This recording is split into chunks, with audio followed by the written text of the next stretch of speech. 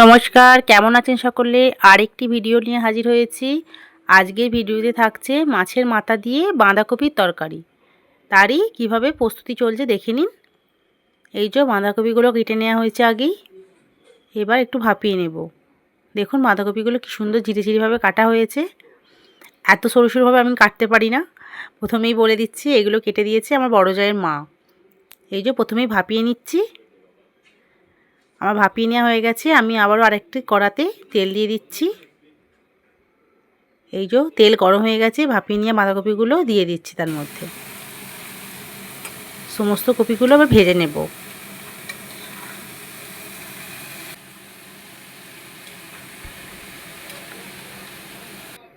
এই সমস্ত কপিগুলো অনেকক্ষণ ধরেই ভাজা হয়ে গেছে। ভিডিওটা বড় হয়ে যায় বলে তাই কেটে আপনাদের নামানোটাই দেখাচ্ছি। এই যে ভাজা হয়ে গেছে, এবার নামিয়ে নেওয়া হচ্ছে। মাছের মাথাগুলো আগেই ভেজে রাখা হয়েছে। কপিটা ঢেলে নেওয়ার পরে আবারও কড়াইয়ে তেল দিয়ে দেওয়া হচ্ছে। এবারে এর মধ্যে দেওয়া হচ্ছে 5 ফোড়ন।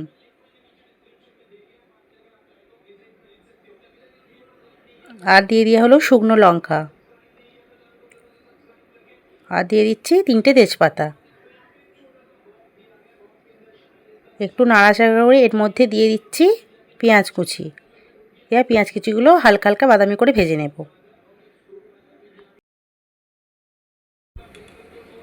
এই যে পেঁয়াজগুলো একটু নাড়াচাড়া করে ভালো করে ভেজে নেওয়া হচ্ছে। এবারে এর মধ্যে দিয়ে দেব আমি আলুগুলো। সমস্তটা আলু দিয়ে এবার ভালো করে ভেজে নেব।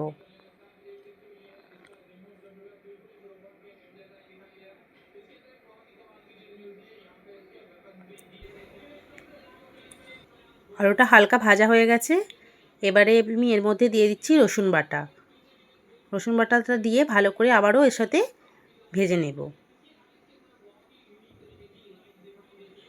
রসুন বাটাটা আগে দিয়েছি যাতে ভেজে নিলে রসুনের একটা উগ্র গন্ধটা যাতে না বেরোয়, তাই আগে দিয়ে রসুনটা ভালো করে ভেজে নিচ্ছি। রসুনটা আবার ভাজা হয়ে গেছে। এবারে এর মধ্যে দিয়ে দিচ্ছি পরিমাণ মতো হলুদ গুঁড়ো।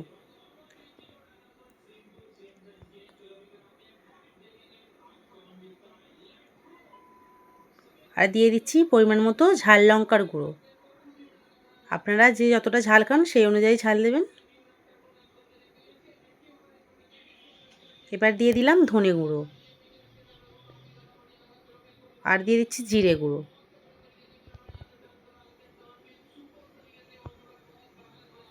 সমস্ত গুঁড়ো মশলাগুলো দিয়ে দেওয়ার পরে এবার দিয়ে দিচ্ছি আমি একটু আদা বাটা। আদাটা আমরা গেটারে একটু ছিলে নিয়েছি, বেটে দিলেও খুব ভালো হয়। দিয়ে সমস্তটা খুব ভালো করে কষিয়ে নেব। এবারে দিয়ে দিচ্ছি পরিমাণ মতো নুন। আর দিচ্ছি টমেটো। দিয়ে আবারও খুব ভালো করে মশলাগুলোর সাথে সমস্তটা কষিয়ে নেব।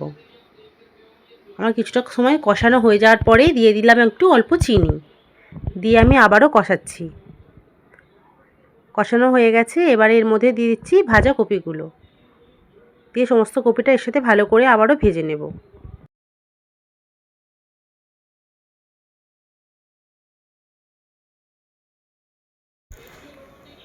সমস্তটা ভালো করে মিশিয়ে নিচ্ছি। সমস্তটা আমার মেশানো হয়ে গেছে। এবার আমি পরিমাণ মতো জল দিয়ে সিদ্ধ হতে দেব।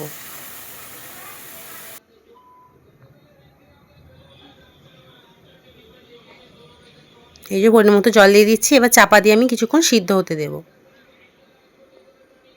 এই দেখুন আমার সিদ্ধ হয়ে গেছে, জলটাও শুকিয়ে গেছে। এবার মাছের মাথাগুলো আমি ভেঙে নিয়েছি। ভেঙে নিয়ে এর মধ্যে দিয়ে ভালো করে মিশিয়ে নেব।